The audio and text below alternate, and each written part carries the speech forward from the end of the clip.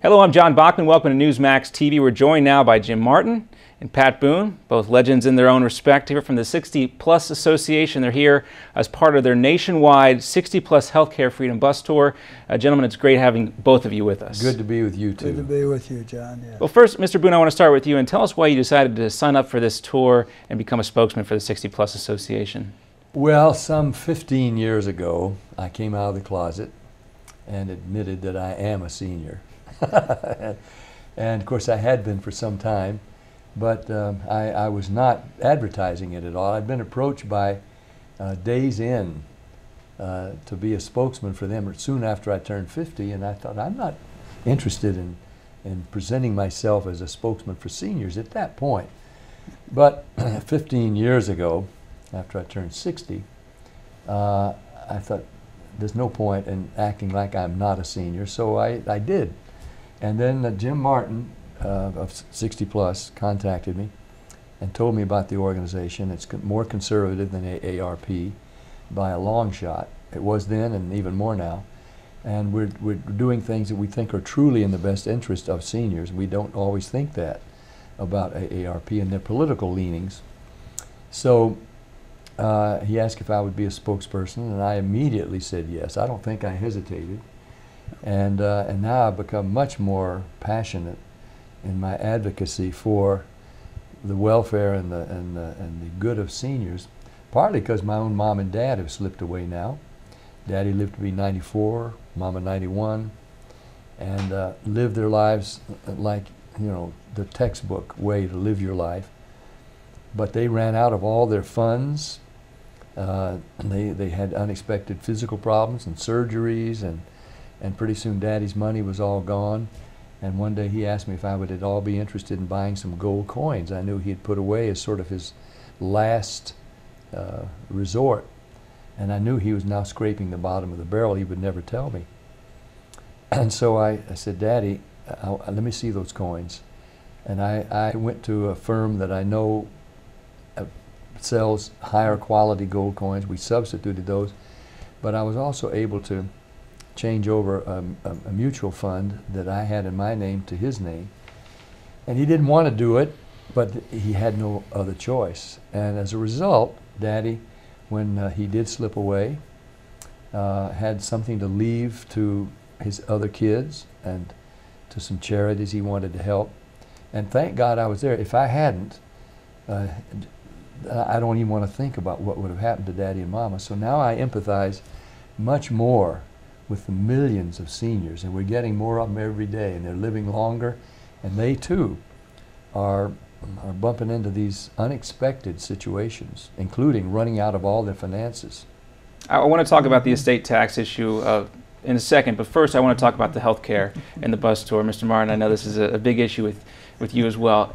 We're hearing a lot from both Democrats and Republicans that even after the Supreme Court decision, that the real fight is going to come in November, when everybody goes to the polls and they make their selection for president and some important Senate races.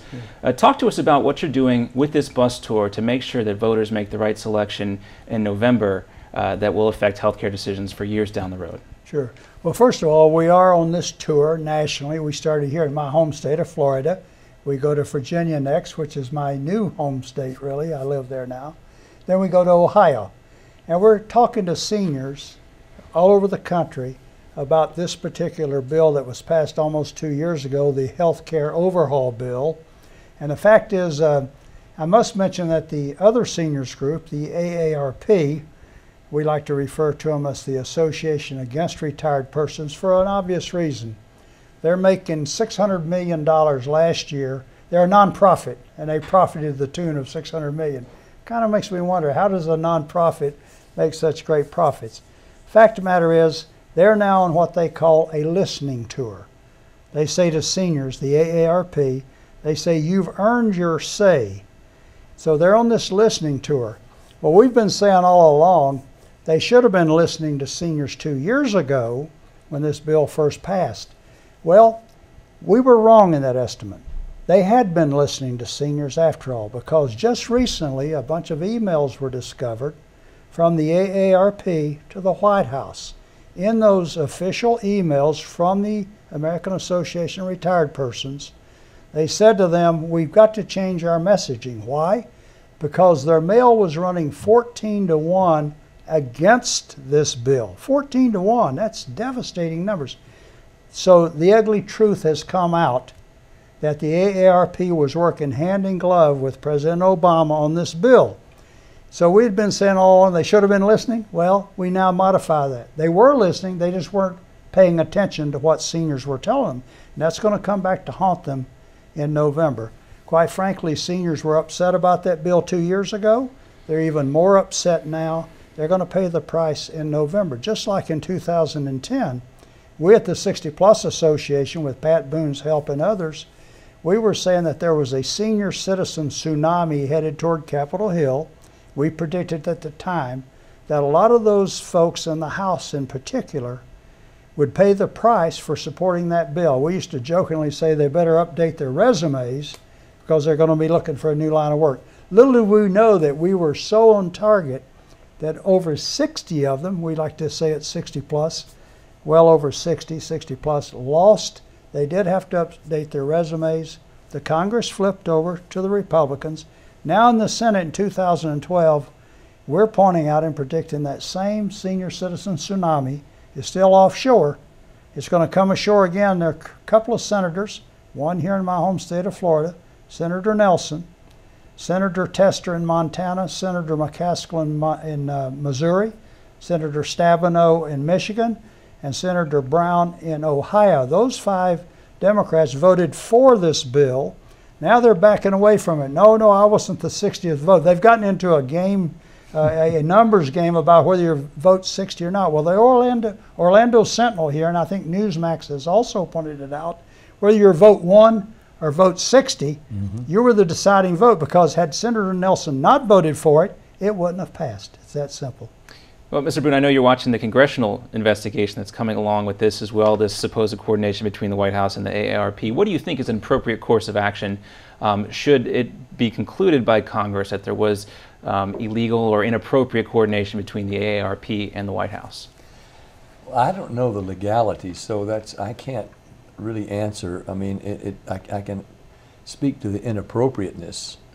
I don't know about the legality, because I don't know what restrictions really there are. But this organization, and goodness, the AARP has done a lot of good things for a lot of seniors. I was a member of the AARP from the time I turned, I guess, 55, for about 10 years or more, and I never took advantage of any of the things that they offered. One of the main things they did offer was insurance, which is what the company was built on.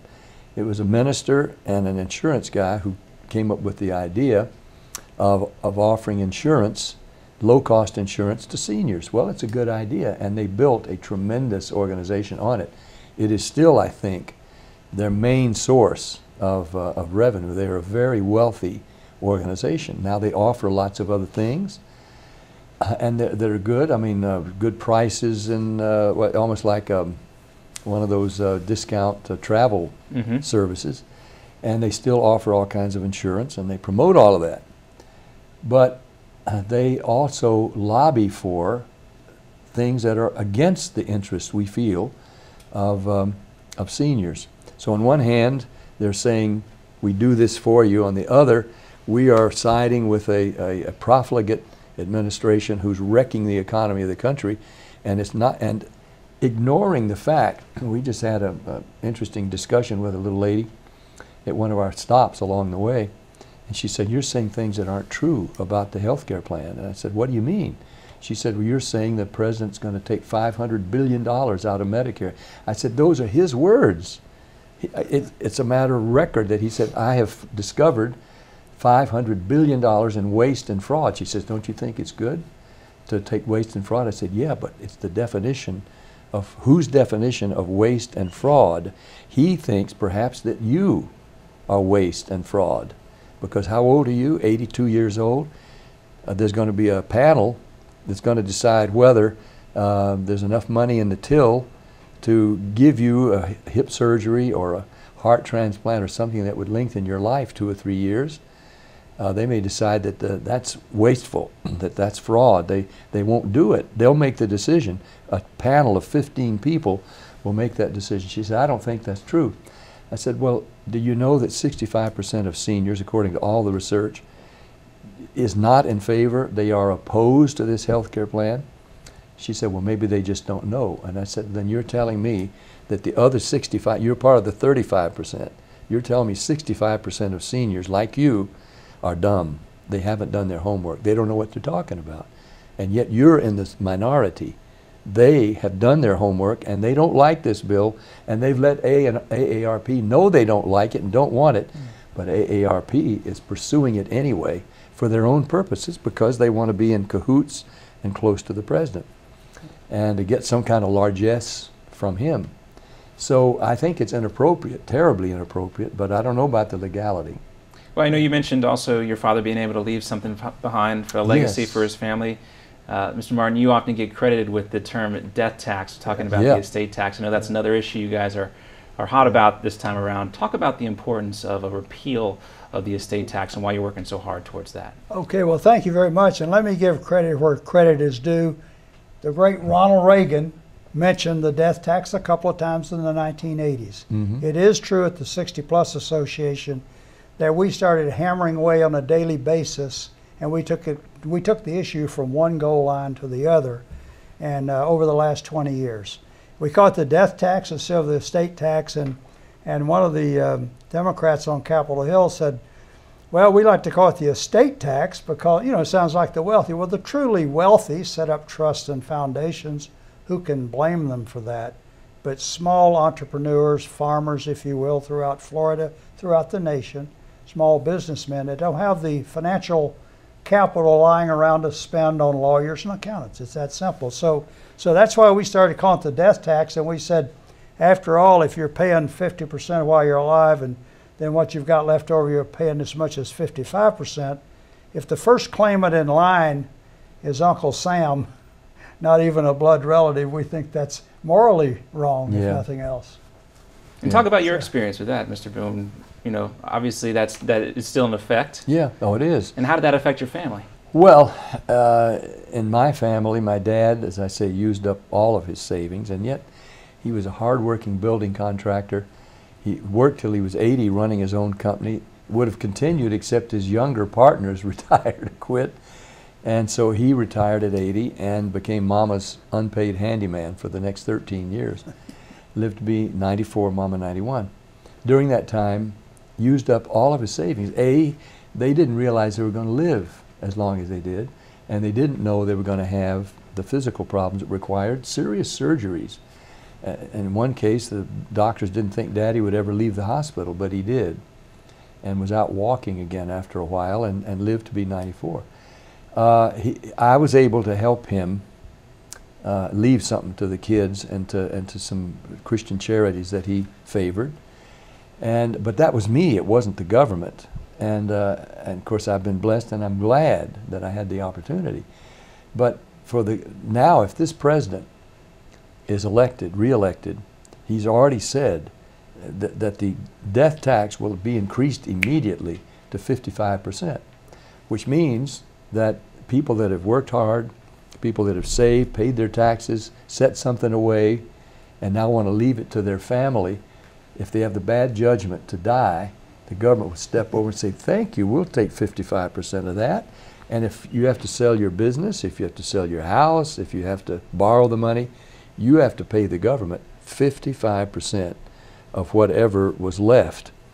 And I think that's just robbery. It's not just wrong, it's criminal. And it ought to be abolished, and it must be abolished. But if this president's elected, it will be increased. Not to mention, people are already taxed on it the first time they earn it. Yes, they already paid their taxes. Well, you guys mentioned some of the races that you guys are involved in around the country, but I want to talk about the people who are working in Washington right now. Your organization awards folks, it's the Benjamin Franklin Award, right? Did I get that right? Yes, we do. For their work. Who are some of the folks working in Washington right now, working the hardest to protect the best interests of seniors? Oh, in the Senate in particular is one we think the world of down here, Marco Rubio, Senator Rubio here in my home state of Florida, Congressman Daniel Webster up in Orlando, Congressman Alan West in the Fort Lauderdale area, just a multitude of folks out there. By the way, Democrats too, a few of, we'd like to give our award to more Democrats, if we thought they voted the right way. The fact is, we make it very clear that we come from a conservative viewpoint. The AARP comes from a liberal viewpoint. They don't like that told. Another thing, too, if you don't mind my saying so, a major difference, they're selling, as Pat pointed out, they're selling product. We're selling a philosophy. It's all right if they sell a product, but what is little known, John, is that they receive millions and millions of our tax dollars. Their high water mark one year, 85.9 million. And so that's fine, but look, if they're going to compete with private enterprise, let's level the playing field. To use the words of Thomas Jefferson, and no, I'm not that old, I don't remember, but President Jefferson said at one point, again, old-fashioned language perhaps, he said it's both sinful and tyrannical to use tax dollars for a cause with which half the public may agree and half may disagree. We don't take tax dollars, that's a matter of philosophy. We live on voluntary donations. We have over 250,000 donors. And if Pat doesn't mind my saying so, I had not asked him about this. He's been one of our financial donors through the years. He's, of course, donated to a lot of charities throughout his distinguished career. But one way, Pat, I used to look at my printout and I'd see Pat and Shirley Boone. I said, there's only one Pat and Shirley Boone. On our printout, he was donating money to us. And so he's been a great financial supporter at the 60 Plus Association, as well as a lot of other folks around the country. And may I also just chime in that the overall economic plan and actions and programs of this administration, adding $1.5 trillion a year, the stimulus plan, now is it the Congressional Budget Office? Is it GBO. GBO, or one of them GBO, said yeah, that there was a mistake, that what he said was going to cost $800 billion is going to cost twice that. Yeah. And like the other plans, the stimulus plan, which has accomplished very little, will be a hodgepodge. It's all built into that, what is it, 2,300 page, whatever that is, unbelievable number of pages, and all the stuff that Pelosi said, let's just pass this and we'll find out what's in it. And yeah, we're going to find out what's in it, all right. But if it adds the $1.5 trillion to $2 trillion a year the president wants to add over 10 years, we're going to be, well, some estimates, you know, are $50–60 trillion or more that nobody can pay. That means we will have to file some kind of bankruptcy in this country. That means that none of our entitlement programs can continually be kept up because that's right. There's no money. that's right. There's no money, and Bernanke keeps printing just billions and billions of pieces of paper backed by nothing but promises. And no business, no family can survive that way, and certainly no government supported by us taxpayers can either. That's right. My generation faces a future without Social Security, without Medicare. Yeah. Tell us why people who are not 60 plus should pay attention to your organization, support your organization, to make sure that there is a future for Social Security and Medicare. Can I give you one quick answer? Sure, absolutely. Why we support the U.S. military. We may not be out there on the front lines, but somebody is, and they're defending us, and that's what 60 Plus does for not just seniors, but their kids and their kids' kids. Well, we tell them, John, ever since I went to Washington almost 50 years ago as a reporter, there was a guy named Barry Goldwater, ran for president. Barry Goldwater was about 40 years ahead of his time. He said, structurally, something's wrong with Social Security. Right away, Lyndon Johnson and all the Democrats said he's trying to take away your Social Security. It scared seniors into the voting booth. Well, they've learned through the years that was a canard then. It's still a canard, it's wrong. And quite frankly, now they talk about Medicare, and we call it Mediscare. They're now trying to scare seniors that Republicans are going to take away Medicare. Untrue. We're out there on the battle line, the 60 Plus Association, to bring the truth to, we seniors have learned through the years that these were untruths, but it's to those younger generations, it'll be there if we go about it the right way. And every time you say something about we're going to try to fix Social Security and Medicare, one party, unfortunately, screams they're taking it away. I think it's in their DNA to scare seniors, and I'm talking about the Democratic Party at this point. Quite honestly, they've gotten away with that for years and years. we're out now going around the country to say, "'Tain't so." I'll tell you one thing. I used to go around sometimes when my favorite senior, my mother, my sainted mom, who worked into her 80s, and I'd go into campaigns and some little lady would hold her hand up and say to the congressman, "You know, I saw this ad and I saw your opponent's ad. You're going to take away my Social Security." And I'd step forward and say, "Well, I wouldn't be out here with this member of Congress or soon-to-be member if I thought he was going to take away a program that my favorite senior depended on, my mother." So seniors have been fed that line all these years, and quite frankly, we're glad to be out there to correct the record. Well, conservative legend Jim Martin, legend of film, TV, and music, Pat Boone. Gentlemen, thanks so much for being with us today. Good to be with you Thank guys. Thank you.